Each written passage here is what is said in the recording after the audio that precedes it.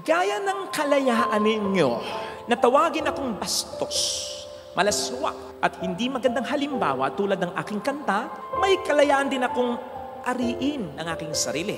Kasama dito ang pag-aari ko sa aking katawan, sa aking pagkababae, at higit sa lahat, ang pag-aari ko sa nais kong gawin, sabihin, kantahin, o sayawin. Dahil hindi nito binabawasan o inaapakan ang karapatan ng ibang tao, hindi nyo pag-aari ang mga ito. Katawan ko ito, kwento ko, tutut ko, opinion ko, at pagkababae ko. Akin ito at hindi sa inyo. Para kay Kristo, tama ang privilege ay advantage, pero may kabilang pisngi ang privilege. Hindi lang advantage, kundi responsibility. Pananagutan. To whom much is given, much will also be required. Sino po sa inyo ang gusto ng privilege, pribilehiyo? Halimbawa, yung makamit and greet ang Pangulo o ang artistang iniidolo po ninyo, sabay makapagpa-picture kasama ng mga ito, yung makapunta sa gusto nyong lugar ng may pocket money pa, yung makapag-aral ng may libreng matrikula, yung makadaan kayo sa isang ruta na ipinagbabawal sa iba. Sinong may gusto? Wala? Kunyari pa kayo. Pero kapag naibigay sa iba, nasasabi ninyo, sana all. Sino ba naman ang ayaw ng pribilehiyo? Lahat tayo ay gusto. Sapagkat ang pribilehiyo ay basically, ito ay advantage, privilege, na meron tayo na maaaring wala ang iba. Kaya nga kinaiinggitan ang may pribilehiyo, di ba? Buti pa sila. Kasi nga, ang definition natin ng privilege ay hanggang dyan lang. Hanggang advantage lang na meron tayo at walang iba. Nawawala yung isang napakahalagang elemento ng privilege. Sa pananaw ng Diyos, sa pananaw ni Kristo, na kung malalaman lang natin at siseryosohin natin, baka matakot tayo sa pribilehiyo. Ano ito? Ganito. Narinig po natin sa ating binasang ebanghelyo ang disappointment, ang kalungkutan ni Kristo para sa mga taong nakatira sa Chorazin, Bethsaida at Capernaum. Bakit? Sapagkat ang mga taong dito ay privilege. Mayroong mga advantage na walang iba. Bakit?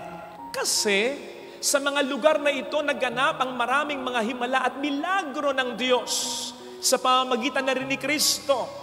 Sa mga lugar na ito, lalo na ang Capernaum, nangyari ang ilan sa mga memorable moments sa ministeryo ni Kristo, katulad ng pagtawag niya sa kanyang mga unang disipulo. Mga milagro, himala, special moments sa buhay ni Kristo na nangyari sa Chorazin, Bethsaida at Capernaum na hindi nangyari sa iba, particularly sa Tyre at Sidon. So, ano ngayon ang disappointment ni Kristo? Ano ngayon ang ikinalulungkot ni Kristo? Ayun! Nawala yung isang elemento ng definition, sapagkat para sa mga tao, katulad ng mga tao sa Capernaum, Bethsaida at Chorazin, para na rin sa atin, ang definition ng privilege ay hanggang advantage lang. Ay, para kay Kristo, tama ang privilege ay advantage, pero may kabilang pisngi ang privilege. Hindi lang advantage, kundi responsibility, pananagutan. Natatandaan po ninyo, nung medyo tinatamad na si Spider-Man, kasi ang dami niyang mga obligasyon na dapat gampanan, at dahil sa kanyang kapabayaan, may mga napahamak, katulad ng uncle niya, na nung nabubuhay ay ang sabi sa kanya, with great power comes great responsibility. Hindi lang advantage, merong responsibility. O hindi ba't yun ang sabi ng ating Panginoon sa Luke 12:48? To whom much is given, much will also be required. Sa taong binigyan ng marami, hahanapan din siya ng marami. At sa taong binigyan ng lalong mas madami, pananagutin din siya ng Panginoon sa lalong mas madami. So, para kay Kristo, ang dalawang pisngi ng privilege, advantage at responsibility, Huwag mo nga alisin yung responsibilidad sapagkat magiging magulo, masalimuot ang lahat. Si Tony Fowler, Fowler ba o Fowler? Sabi nung kaibigan ko, Father Fowler, bakit? Foul magsalita. Ko naman, sabi ko, give her chance. Nakaw, Father. Siya ay mayroong almost 8 million followers. Tindi nun, men. So imagine kung ano ang privilege, advantage meron siya. Privilege ng influence, privilege ng power, privilege ng pera. Kaya lang mukhang yung privilege ay hagang advantage lang para sa kanya. Kasi nang sampahan siya ng kaso ng kapisanan ng mga social media broadcasters ng Pilipinas sa kasong mga malalaswang videos. Ganito ang naging tugon niya. Ito yung bahagi lang ng naging tugon niya sa mga nagdemanda sa kanya, allegedly, dahil sa mga malalaswang videos niya. Part of what she said, gaya ng kalayaan ninyo na tawagin akong bastos, malaswa, at hindi magandang halimbawa tulad ng aking kanta, may kalayaan din akong ariin ang aking sarili. Kasama dito ang pag-aari ko sa aking katawan, sa aking pagkababae, at higit sa lahat, ang pag-aari ko sa nais kong gawin, sabihin, kantahin, o sayawin. Dahil hindi nito binabawasan o inaapakan ang karapatan ng ibang tao, hindi nyo pag-aari ang mga ito. Katawan ko ito, kwento ko, tutut ko, opinion ko, at pagkababae ko. Akin ito, at hindi sa inyo. Alam nyo, talented naman eh. Isa siya sa mga actresses sa Batang Quiapo. Okay. Ngayon pinagdarasal ko siya. At 3 ang dasal ko para sa kanya. Una, ma-realize niya na kung ano man ang privilege na meron siya kasama ng talent niya at influence niya, ito ay ipinagkatiwala lamang ng Diyos sa kanya. Ikalawa, anytime po pwede itong kunin sa kanya. At ikatlo, darating ang pagkakataon na lahat tayo tulad niya, isa-isa, haharap sa Diyos. At i-account natin, isusulit natin, paano natin ginamit yung mga privileges na binigay niya sa atin. At dahil mabuti ang Diyos, alam na natin, hindi na kinakailangan i-memorize yan. Alam na natin kung paano gagamitin responsibly ang ating mga privileges sa paggawa at pag-influence ng mabuti. Nakita po ninyo ang nangyayari? Kapag tayong pinagkatiwalaan lang ay nang aangkin na. Nakaw! Sabi nga ng isang quote, when you think you own something, that something owns you. But when you know and you believe that you own nothing, pinanganak tayo, wala man naman tayong pag-aari, di ba? At mamamatay tayong wala rin tayong idadalhin sa hukay natin. So when we believe that we own nothing, then God owns us. Dahil tayo katiwala lang, God will call the shots. Pero kapag inangkin natin ang bagay na pinagkatiwala lamang sa atin, akin ang katawang ito. Kahit magbisyo ko, bala kayo, pakialam ko sa inyo, katawang ko ito. Akin ang batang ito, anak ko, paglaglag ko, bala kayo, basta, akin ito. Ang kasal, papel lang, ako lang naman yung sumagot dyan ng oo at siya. So anytime, pwede namin i-dissolve ito. Tanyo, nagkakaroon ng malaking problema kapag tayo mga katiwala lang ay naghari-harian at inangkin natin ang mga bagay na sa atin ay pinagkatiwala lang. At masama, ayan. Masama na makagawa ng masama, mas lalong masama yung maging sanhi ka pa ng pagkakasala, paggawa ng masama ng iyong kapwa. In connection with that, meron pang mas lalong sasama. Ano yun? Abay, binigyan ka ng Diyos ng privilege, hindi mo ginamit responsibly, hindi mo ginamit sa mabuti, ginamit po ba laban sa Diyos? Naka-experience na po ba kayo nang gumawa kayo ng mabuti, hindi kayo napasalamatan? Kakagalit yan. Masakit yan. Pero, dagdagan mo pa, hindi ka na nga napasalamatan, ginawan ka pa ng kasalan. Di ba mas masakit yan? Di ba mas nakakainis yan? Di ba mas kawalan ng utang na loob? Ganon ang ginagawa natin. Kapag may privilege tayo na hindi natin ginamit sa mabuti, hindi mo na napasalamatan ang Diyos, ginamit mo pa laban sa Diyos. At yan ay napakaseryosong kasalanan sa Diyos. Ano sabi sa Ebanghelyo ayon kay San Lucas 17:2? Mabuti pa sa tao na sabitan ng gilingang bato sa leeg at itapon sa dagat kaysa maging sanhi ng pagkakasala ng isa sa maliliit na ito. Sipin mo, yung mamatay ka sa dagat, ang hirap na nun. Sasabitan ka pa ng gilingang bato sa leeg, mas mahirap yon. Ang sinasabi dito ay, mas maganda na yon kesa yung privilege na ibinigay sa'yo, gamitin mo laban sa Diyos na nagbigay sa'yo. Kaya nga ang sabi sa mga taga-Corazin, Bethsaida at Capernaum, nakaw, ang sasapitin ninyo sa paghuhukom ay mas malala sa sasapitin ng mga taga-Tiro at Sidon.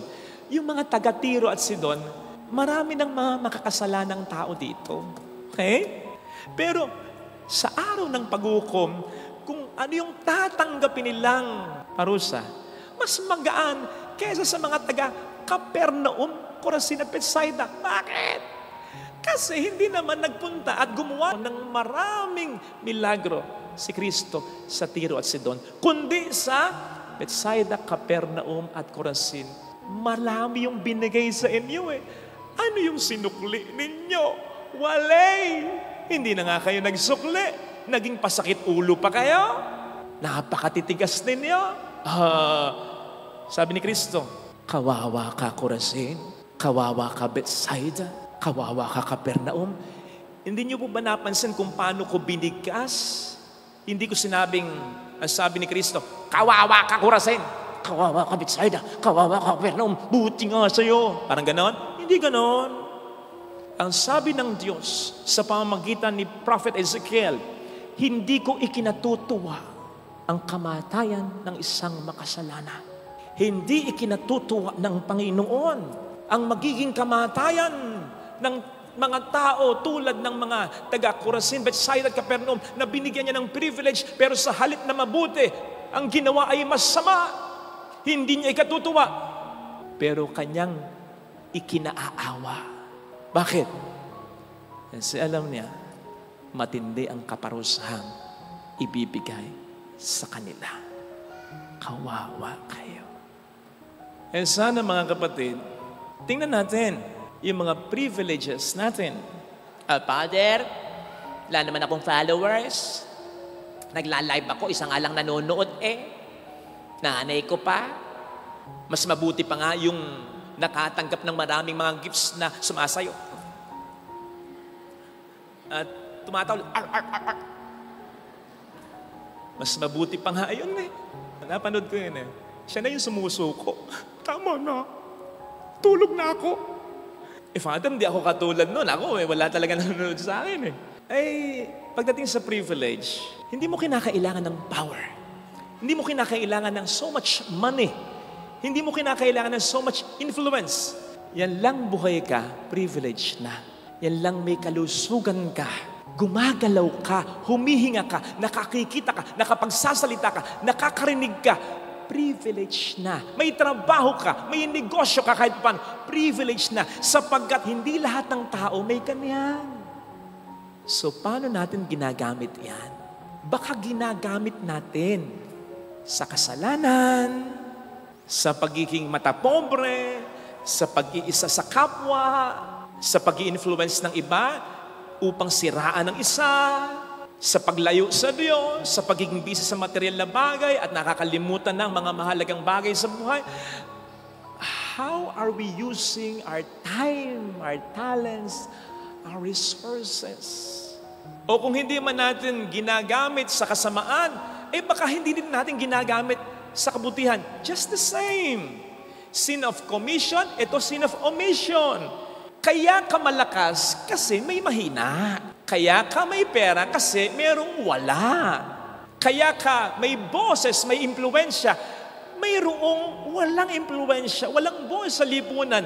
Ikaw dapat ang magbigay sa wala. Ikaw dapat ang maging boses ng walang boses. Ikaw dapat ang maging kalakasan ng mahina. So kapag hindi mo ginamit sa mabuti, ang privilege mo, yung walang boses, mas lalong mapipipi. Yung mahina, mas lalong manghihina. Yung wala, mas lalong mawawalan. Nakita po ninyo? Kaya mas matindi ang ating nagiging kasalanan. Father, sa tanong mo kanina, sino gusto ng pribileyo? Yoko na. Mahirap pala. Paano magiging mahirap? Bakit ka matatakot kung hindi mo naman gagamitin ang privilege for self-serving? Kung gagamitin mo to glorify God and to help others, experience will tell us. May ginagawa ka ng mabuti? Gusto mo pang dagdagan ng mabuti? Kaya lang wala ka ng time, wala ka ng talents, wala kang pera. So yung privilege na ibinigay sa iyo, means yun para makagawa ka ng mas maraming mabuti. At ayaw mo ba na ginagamit ka ng Diyos na maging pagpapala sa iba? Hindi mo ba naranasan yung kapag nagbigay ka, kapag tumulong ka, kapag gumawa ka ng mabuti, iba yung pakiramdam? Bakit? Kasi ang Diyos ay nandiyan. Literally, sumasayo ang Diyos, ginagamit ka ng Diyos kapag gumagawa ka ng kabutihan. At kailangan ang mga privileges dyan para magawa mo yan. Sana yun ang makita natin, sa ating mga privileges. Para hindi lang ito maging advantage. Huwag natin kakalimutan, mayroong inaasahan sa atin ang Diyos. Ito sana ang hilingin nating biyaya sa ating banal na Maliwanag ang sabi ng ating Panginoon. Walang lihim na hindi mabubunyag. Na po pwede nating itambal sa isa pang pahayag sa Biblia. Kung ano ang itinanim, yun din ang aanihin. So sa bawat pagtatanim, may ibinabaon kang pagkakasala. And do not expect na kung yung itinanim mo, isa lang din ang anihin mo. Kailan ka man nagtanim ng isang buto, tapos nang tumubo bilang puno at namunga, isang bunga lang ang bunga nito. No, marami. So yung isa, magbubunga ng marami. Ang dami mong tinanim. Bawat pagkakasala mo, nagtatanim ka. So imagine, yung magiging napakalaking epekto nito pagdating ng araw kapag nabunyag na ang lahat ng ginawa mo. Mga kapatid, handaan natin. Ang sinasabi ng ating Panginoon, katakutan mo, hindi yung kaya ka lang patayin. Ang katakutan mo ay yung pagkatapos kang patayin, ay makapagbubulit pa sa impyerno sa atin. I-paraphrase mo, kaya ibaligtarin mo. Para bang sinasabi ng Panginoon dito, ang i-please mo, wag yung tao kundi ako. Ang mahalagang opinion na hindi naman yung opinion ng tao sa iyo Kaya side comment lang, ano ngayon kung ganito ka? Ano ngayon kung ganun ka? Ano ngayon kung mayroong kapagkakasalang nangyari sa iyo, kamali ang nangyari sa iyo, hindi mo naman kasalanan? Ano ngayon kung mahirap ka lang? Ano ngayon kung ganyan lang ang itsura narating mo? Basta mabuti ang tao, walang importante kundi ang opinyon ng Diyos sa iyo, kundi ang opinyon ng tao sa iyo. So please God and not man. Besides, kahit naman tayo magkasala, gaano man kantindi o gaano man karami, hindi nagbabago ang kanyang pagtingin sa atin. Unless, paninindigan natin ang pagkakasala natin, ibang usapan yun. Sapagkat bagamat ang Diyos ay Diyos ng mapagmahal, ang Diyos ay Diyos din na makatarungan. Kung napansin po ninyo, yung unang pagbasa, yung mga sinundan niya nung mga nakaraang araw, sinabi doon, yung panahon na hindi ka nahuli sa pagkakasala mo, binibigyan ka ng Diyos ng pagkakataon. Ganun ka kamahal ng Panginoon, pero may hangganan yun. Brothers and sisters, tandaan po natin, ang Diyos ang siyang pinakadakila nating magagamot. So kung dito tayo nagsisimba, tayo dyan ay nagdarasal upang pagalingin tayo ang ating katawan sa anumang karamdaman, sana wag natin kakalimutan na sana'y mapagaling din ng Panginoon ang ating puso, ang ating kaluluwa, ang ating kalooban. At ang magandang paraan upang ang Diyos ay ating matulungan na magawa yan ay ang pag-isisi sa kasalanan. Ang sabi ng Panginoon sa mabuting balitang napakinggan, tayo'y mahalaga na kung ilalapat pa rin natin sa isang pahayag na sinabi ng Panginoon sa atin, bago pa man tayo humiling, sapagkat sinasabi dito ay kahit ang mga buhok natin ay bilang na lahat ng Panginoon natin, ganun tayo kahalaga. At kaugnay nito yung isa pang pahayag, bago pa man tayo humiling, ay alam na ng Diyos ang kailangan natin. Ganun tayo kahalaga sa kanyang paningin. So imagine Jesus, imagine God holding something na biyaya niya sa atin. Yung alam niyang makapagpapasaya sa atin, yung alam niyang makapagbibigay ng kapayapaan sa atin, yung alam niyang makabubuo ng buhay natin, pero hindi niya maibigay sa atin sapagkat punong-puno ng pagkakasala ang puso natin. So unless alisin natin ang pagkakasalang yan, which basically involves, Lord, have mercy on me, which basically involves, Lord, nagkasala ako'y tunay na nagsisisi, doon lamang natin mararanasan ang magandang biyayang gustong ipagkaloob ng Diyos sa atin na yan. Sapagkat kung hindi, mas palalalain lamang natin ang ating sitwasyon. Kasama ng sitwasyon ng mga nakapaligid sa atin. Tandaan po natin, sa tuwing tayo gumagawa ng maganda, hindi lamang tayo ang pinagpapala, kundi ang iba, lalong-lalo na ating pamilya. Pero sa tuwing tayo nagkakasala, hindi lamang tayo, ang sarili natin ang binabaw natin sa pagkakasala, kundi pati na ang mga tao sa atin ay mahalaga. Kaya pwede ba? Magbago na.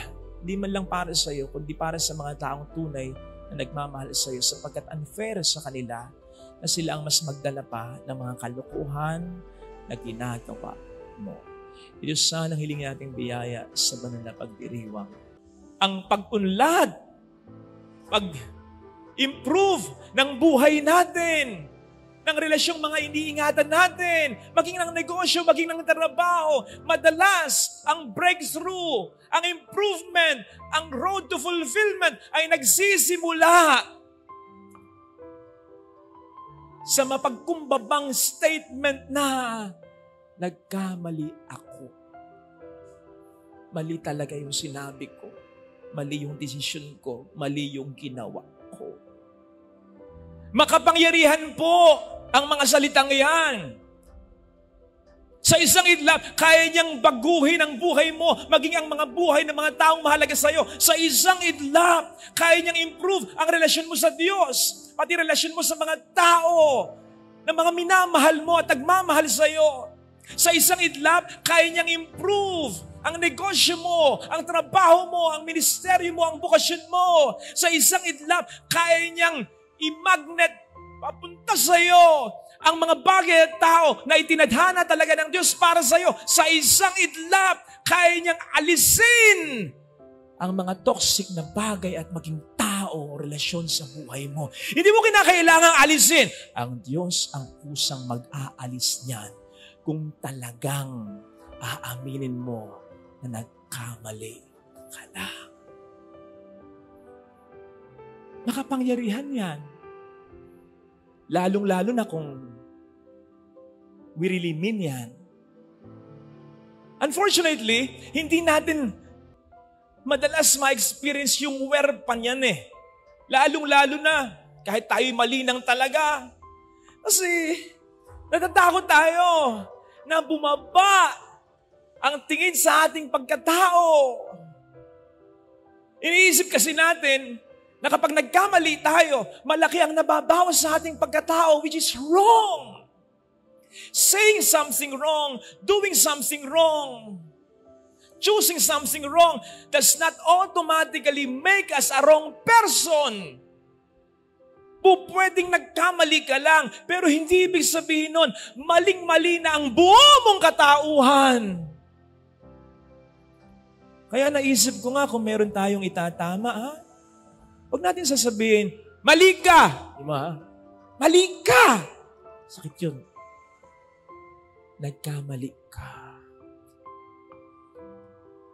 Huwag mong iparamdam yung condemnation. Mali ka! Naku, ganyan ka talaga. Hindi ko na alam kung anong gagawin ko sa'yo. Ayun, condemnation yun. It will stuck that person into his or her wrong situation. Hanggang doon na lang yun. Dapat correction. Nagkamali ka, bawi ka na lang. That's it. It will inspire that person to take another course of action, leading to his fulfillment and to his true vocation and mission.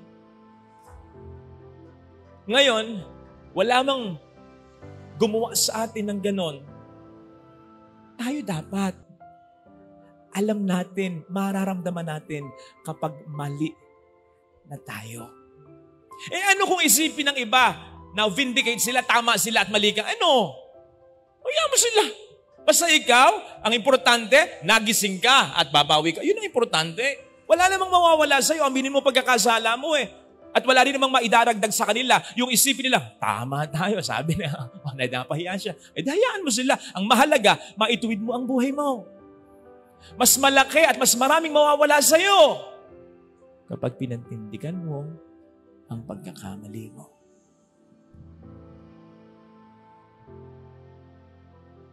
You see, iiyak at iiyak tayo sa buhay na ito. Maraming magpapaiyak sa atin.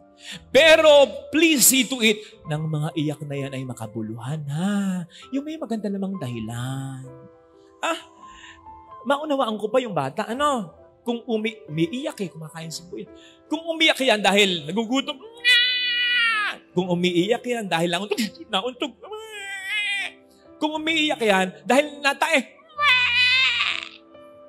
pero yung umiiyak na sibuyas, anak, hindi ako natutuwa sa iyo.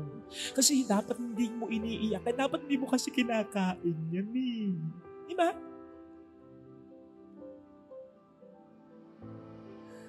So may mga bagay na hindi dapat tayo iniiyakan na pwedeng hindi naman talaga natin nararanasan kung paiiralin lamang natin ang ating kababaan ng kalooban na aminin na tayo ay mali at dapat ituwid na natin yan. Well, pwede natin intindihin yung bata. Pwede natin intindihin yung bata.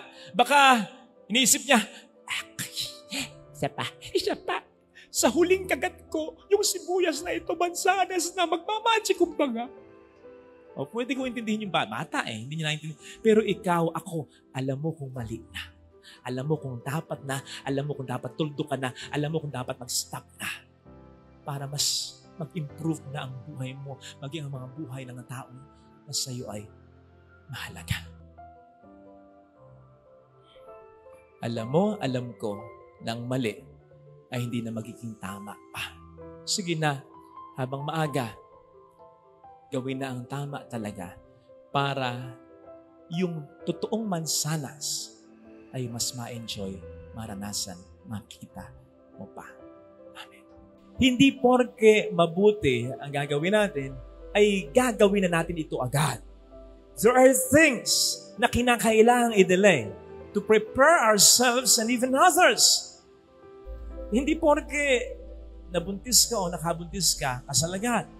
Isipin mo muna, handa ka na ba talaga? Handa na ba kayo? Emotionally, psychologically, and financially. Hindi porke nag-boom yung negosyo ng kaibigan mo, gagayahin mo agad. Hindi ibig sabihin, nag-click yung negosyo niya, magkiklik na rin ang gagawin mong negosyo kung gagayahin mo.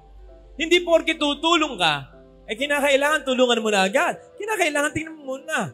Baka naman, inaabuso ka na, o baka naman kinukonsinti mo na ang katamaran niya. Hindi porke itatama mo ang isang tao, lalo tigit kapag ito'y sistema na, pag ito'y nakasanayan niya, kapag ito'y matinding pagkakasala na, ay sabihin mo agad. Sapagkat either ikaw ay mapahamak o siyang mapahamak o ang iyong magandang balak. Kahit alam na ng Panginoon kung sino magtatatawa at magtataksil sa kanya, hindi naman niya karakarakan sinabi, si Judas, si Pedro. Hindi. May wisdom in waiting. May mga pagkakataon dapat sabihin mo agad, dapat gawin mo agad, pero may mga pagkakataon dapat na tayo ay maging maingat upang hindi madaling mabulyaso ang lahat. Pero kaugnay nito, dapat alam din natin when is the proper time to strike. Ang ahas, kapag nandyan na ang kanyang biktima, ang prey niya, hindi po pwedeng magdalawang isip siya. Sapagkat suddenly, at once na nagdalawang isip siya, po pwedeng yung bibiktimahin niya ay makatakas na, o po pwedeng siya naman ang mabiktima. Hindi po pwede yun. Kaya dapat, kapag nandyan na ang perfect time to strike, strike agad. Ganun din sa ating buhay. Strike at once. At once we set aside our fears and seize the moment. Sapagkat ang pagkakataong yan, ay po pwedeng hindi na bumalik. Kung bumalik man, po pwedeng hindi na masyadong kailangan. Hindi nga ba't may kasabihan, anin pa ang damo kung patay na ang kabayo. Sa ating buhay, mga kapatid, I'm sure there were times na nandyan na yung ating pinagdasal. I'm sure there were times na ito na yung ating pinakahintay. Kung bakit nakuha pa nating magdalawang isip o magpatumpik-tumpik. Tuloy na wala na. tuloy na sayang na.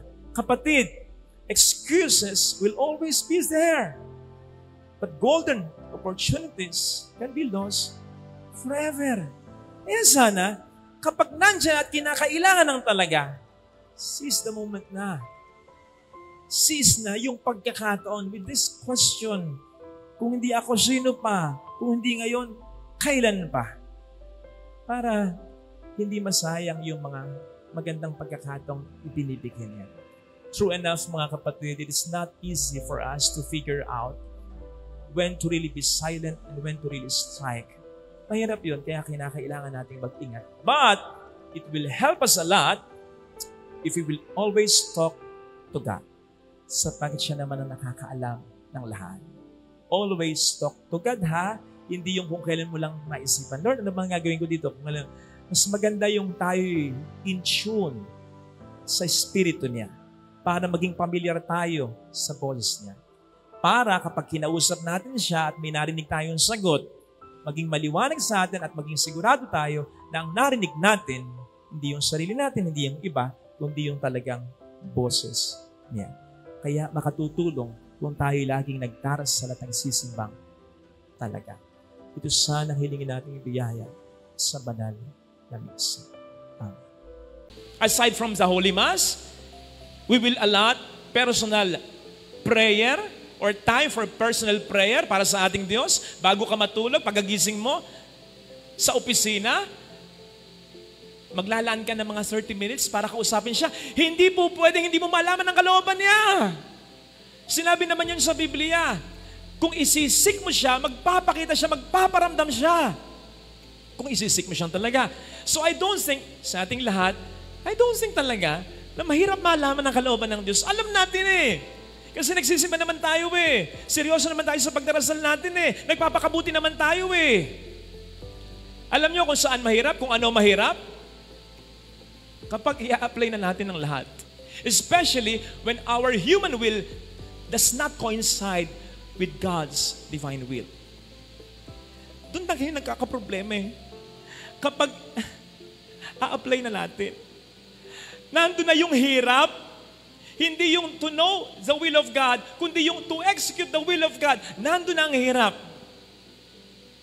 When our human will gets in the way of God's divine will, doon nagkakaroon ng problema. Doon natin hindi napaglilingkuran at nasusundan ng Diyos ng ganap. Hindi tayo nakapagpapatawad ng lubos, hindi tayo nakapagbibigay ng lubos, hindi tayo nakatutulong ng lubos, hindi tayo nakapagpapasensya ng lubos, hindi tayo nakapagpapakabuting tao ng lubos. You know, hindi ko alam ha, bagamat ito'y pinagnilayan ko at binasa ko nila rin, yung mga remaining verses, hindi ko alam kung ano ang nangyari kay Jepte. Hindi rin tayo sigurado kung talagang pinatay niya ang anak niya. Pero may pinapahiwatig doon na tinupad niya yung pangako niya. So ang punto ko, hindi ko alam kung ano ang naidagdag nito sa kanya. Hindi ko alam kung humaba pa ang buhay niya dahil sa ginawa niya. Hindi ko alam kung lumawig pa ang kaharian niya dahil sa ginawa niya. Hindi ko alam kung nangamatay pa ang lahat ng mga kakalabanin niya. Hindi ko alam kung ang favor ng Diyos ay mas naramdaman niya. Pero sa pakiwari ko sa aking pagbabasa at pagninilay, parang ganun pa rin naman ang buhay niya. Parang walang nadagdag na significant sa buhay niya. Baka nga nabawasan pa. Bakit? Nawala ang anak niya. Life surely could have been better for him kung nandun buhay ang kanyang anak, di ba? Iba pa rin ang nandyan ng anak, di ba? Gagawin mo ang lahat para sa iyong anak eh. And besides, katulad ng sabi ko kanina, I don't think sa pag-aalay mo, sa pagsusunog mo sa iyong anak, matutuwa si God. No. Pwede mo siyang paglingkuran, pwede mo siyang sundin, hindi sa parang ganyan. So pwedeng ganun pa rin ang kanyang buhay ni Jepte hanggang sa mamatay siya, walang nadagdag, pero pwedeng may nabawas, sapagkat iba pa rin kung nandyan ang kanyang anak. The same thing with us. If we will not fully and wholeheartedly follow and serve Him, pwedeng wala namang mawala sa atin. I mean, Lalo pat kung wala naman tayong gagawing masama, pero wala naman tayong gagawing sobrang buti, yung isasagad natin ng buti natin, ganun pa rin ang buhay natin. Life will go on. Ganun pa rin ang buhay natin. Ganun pa rin ang takbo ng negosyo natin. Ganun pa rin ang takbo ng trabaho natin. Ganun pa rin ang takbo ng ministeryo natin. Magiging boring. Walang adventure. Walang mga madadagdag na biyaya. Ganun pa rin.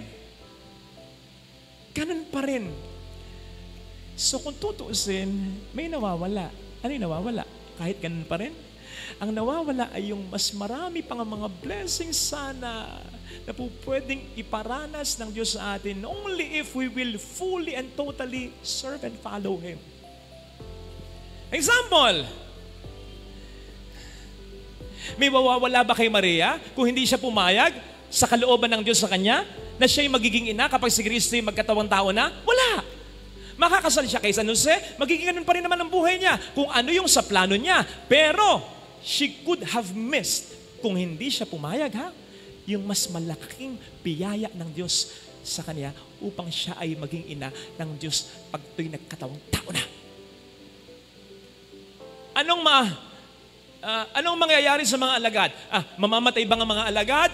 Malulugi ba ang mga alagad sa pagninegosyo nila? Kung hindi sila sumunod totally, if they did not leave everything for Jesus, ganun pa rin. Tuloy pa rin ang buhay nila. Pero, they could have missed such wonderful experiences of following Jesus. Do you get me? Kaya po pwedeng walang mawala, wala namang mawala, pero walang maraming madadagdag kung kulang tayo sa tiwala. Kasi kapag hindi natin buong buo at ganap na ganap na ibinibigay natin ang pagsunod natin sa Panginoon, gayong alam naman natin, alam ng Panginoon ang makabubuti sa atin noon at magpasa hanggang ngayon at sa mga susunod pang panahon, ito ay pagpapakita ng kakulangan natin ng tiwala sa Panginoon. Brothers and sisters, tama na mahirap to serve God and to obey God fully, wholly, and totally. Pero tandaan po natin, ito ay para sa atin ding mga sarili. Because when we serve and follow God totally, fully, and wholly,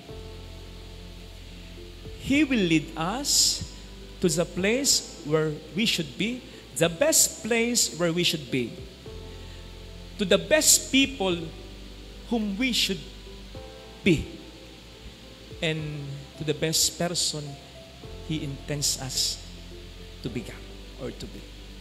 Kaya huwag sana tayong mag-atubili in serving Him and following Him totally.